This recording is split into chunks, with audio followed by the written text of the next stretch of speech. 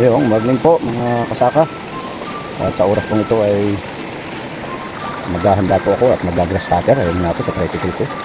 Ang aking ito yung aking gagrass cutterin, yung tubigan ko po. Ayan. Ayan po ang ating gagrass cutterin. Ay maghahanda lang po ng grass cutter at magsisilid ng gasolina. Oh, Mr. Leong Guerrero, kaway-kaway diyan at para ako na sa Amerika. Ito po yung aming Leong Guerrero, Lito Lapid. Isa ng bala, dalawa pa ang kalaban ay patay. Hinahati po ang bala. Madami na po talagang tabasin na. Garas Katerina. Oh, mga kasaka. Talaga po nga pag gagamas ay talagang kailangan na. Ay po, gamasin na. Sige po, mamaya lang ulit. Ayan, mga kasaka. Papalitan po natin ng bala ang ating grass cutter. Kailangan po ay ganari at ng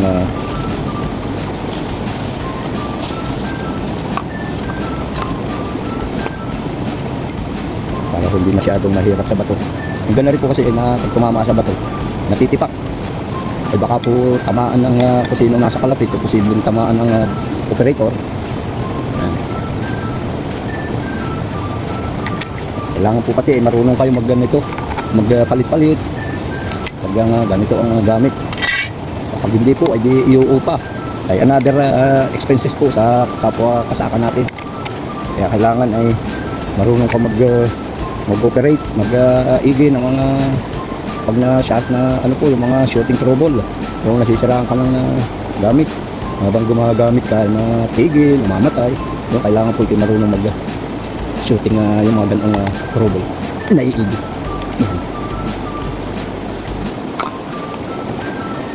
Tapos ganito po ang bala ng pansi.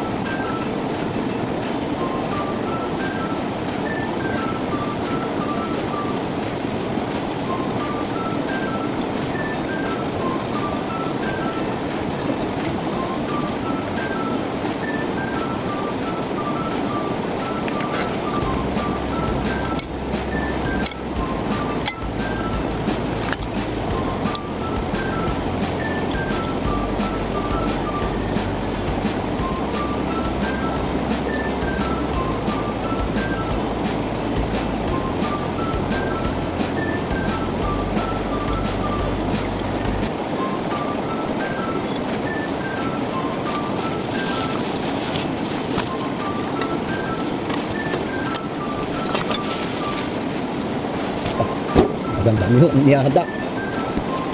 Tapos ay ari naman mag-ninja type para di ka po tamaan ng ng mga natalbog na bato-bato o putik.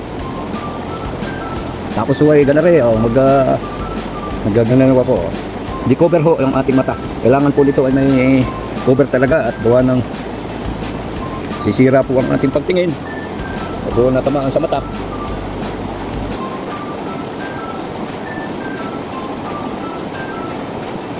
May nalimutan pa po ako. Kasama. Kailangan ho ay i-prepare naman natin ang makina. Kailangan ay naayos din.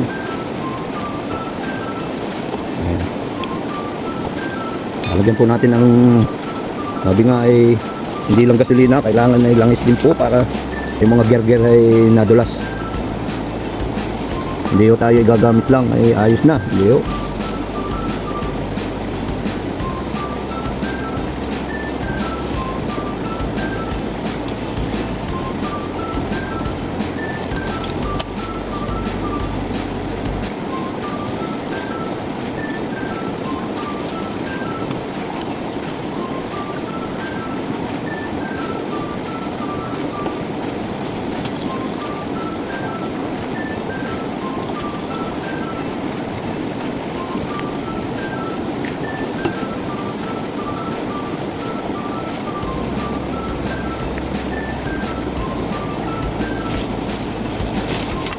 Kaso naman, gas.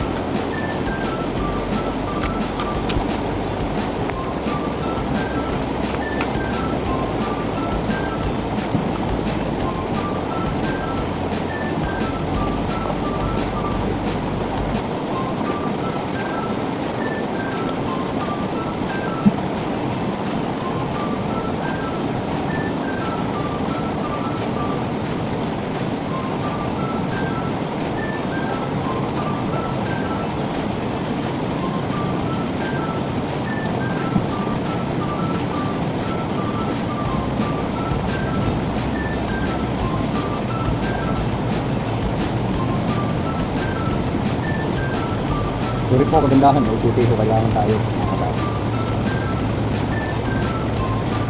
Pag walang puti, hindi po natin na maalagaan ng magandang makina natin.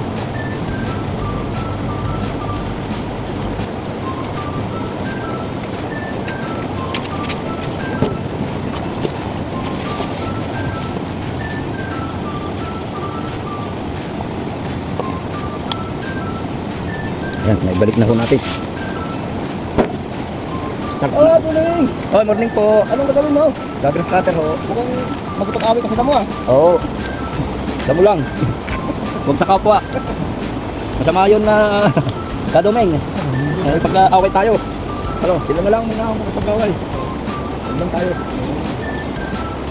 Napapanood mo ba nga vlog? Napapanood mo? Sa? Ay, hindi pa mala napapanood. Nagbablogger ako eh. Yan o, extra kakaway. Lagi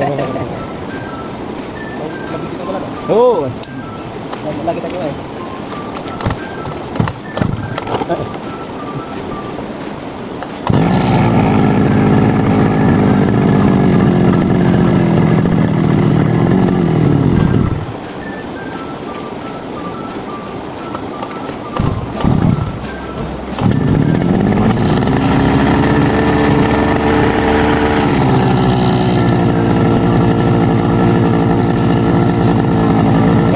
Ready na po ako mag-grass cutter.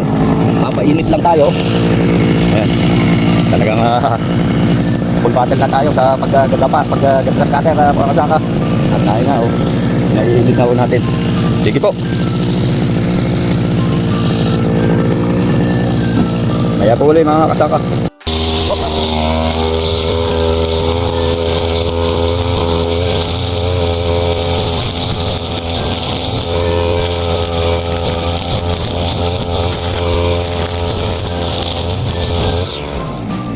Yan, kasaka. Ito na po yung after.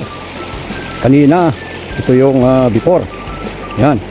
Ito na ngayon ang after. Nakasaka. At maganda-ganda nga akong tingnan. Luwang na lamang po ang madamo sa akin. Na kailangan po ay magamasan, mga kasaka. Mga 2 days after ay sana gamas na. Before ay 2 days before ay maanuhan. Magamasan, ayun po.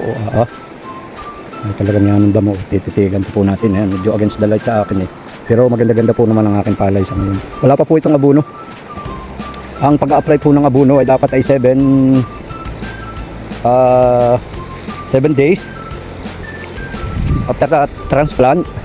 Tapos so ay 14, 21 at 30. Dapat sa isang buwan po ang edad ng palay ay nakapag-apply na ng abono o tapos na. Pati maggamas. Tapos nang maggamas, tapos nang mag-apply ng abono, yun po dapat. Ewan ko lang po sa mga sa iba nating kasaka. Pero yun ang inire-recommenda ng malimit nating mga technician. Sa atin pong pagdalo ng mga seminar, yun po ang kanilang sinasabi. Kaya ako pinaniniwala. Tama pa nga po at yung sa bagay, wala pa po itong abono o kaya ho maganda-ganda. Ay maganda po ang ano nito, hindi po ako nag-i-spray pero lagi pong sa ano po yun sa damo, hindi po nag-i-spray tayo ng pag may palay. Pero sprayin na yan. Ayan, mga damo na yan. Kamandalihan, gabing uwak. Yan, may kito pa. Hindi nasaid po nung ating spray.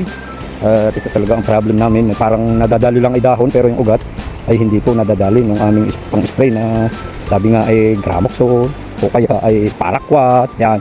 O kaya ay mga solido. Yan po ang mga pag sa damo po ay mga grasero. Yan po ang mga sa damo.